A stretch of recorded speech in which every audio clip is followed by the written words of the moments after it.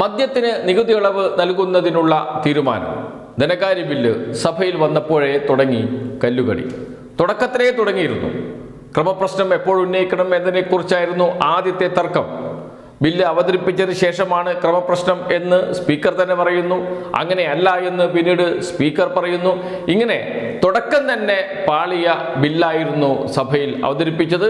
മദ്യ നികുതി ഇളവ് നൽകുന്നത് സംബന്ധിച്ചു ക്രമപ്രശ്നം ഉന്നയിക്കാവുന്നതാണ്. ഫിനാൻസ് ബില്ലാണോ? Finance bill.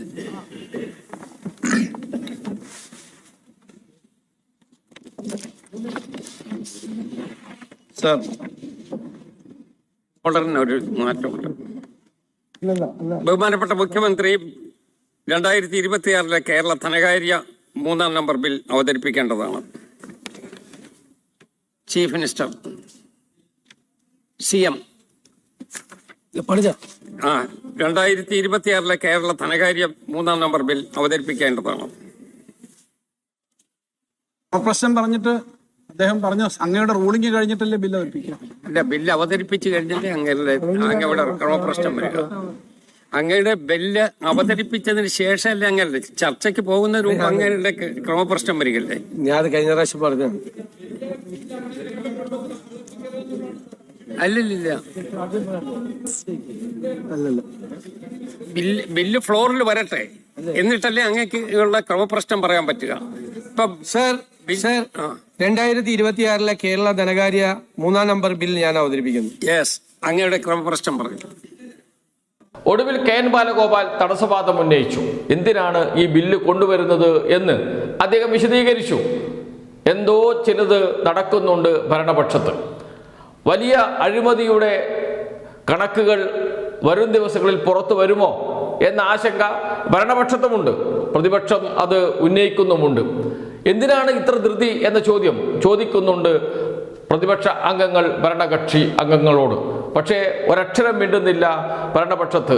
ആരും നിശബ്ദമാണ്. ആ നിശബ്ദതയിലുണ്ട് എല്ലാം. KN ബാലഗോപാൽ അക്കാര്യം കൃത്യമായി ചൂണ്ടിക്കാണിക്കുകയും ചെയ്തു. കേൾക്കാം.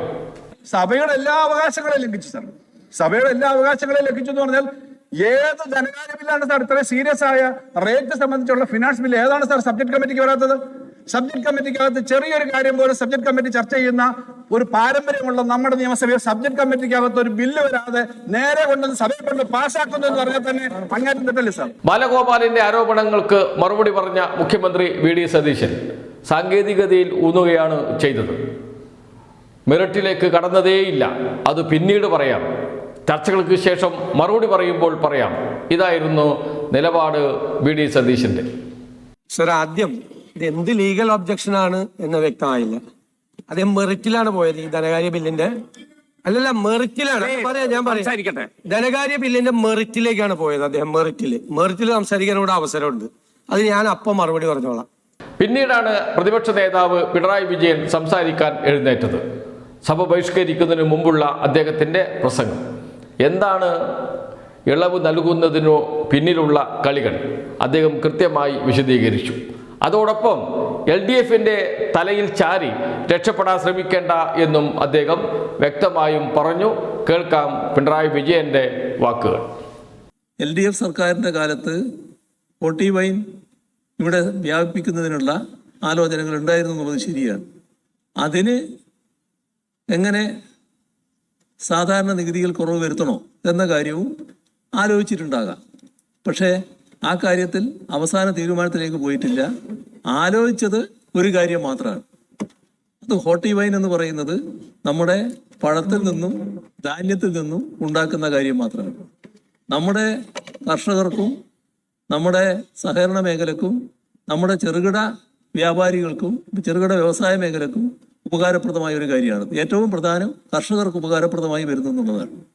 ഇതാണ് ഇപ്പോൾ അട്ടിമറിച്ച് നമ്മുടെ രാജ്യത്തെ വലിയ മദ്യ കമ്പനികൾക്ക് ഇവിടെ ഇഷ്ടം പോലെ മദ്യം ഒഴുക്കാനുള്ള അവസരമൊരുക്കുന്നത്.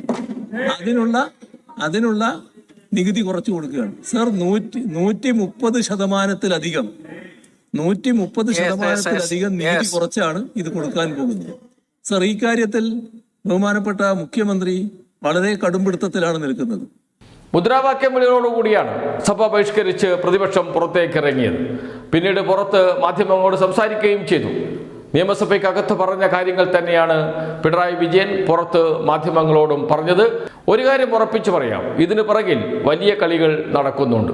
കർണാടക ലോബിക്ക് വേണ്ടിയിട്ടാണോ ഈ കളികൾ എന്ന ചോദ്യം പ്രതിപക്ഷം ഉന്നയിക്കുന്നുണ്ട്. അതിൽ ശരിയുണ്ട് എന്ന് തോന്നിപ്പിക്കുന്ന തരത്തിലാണ് ഭരണപക്ഷത്തിന്റെ നീക്കങ്ങൾ. മുഖ്യമന്ത്രി മാത്രമാണ് സംസാരിക്കുന്നത്.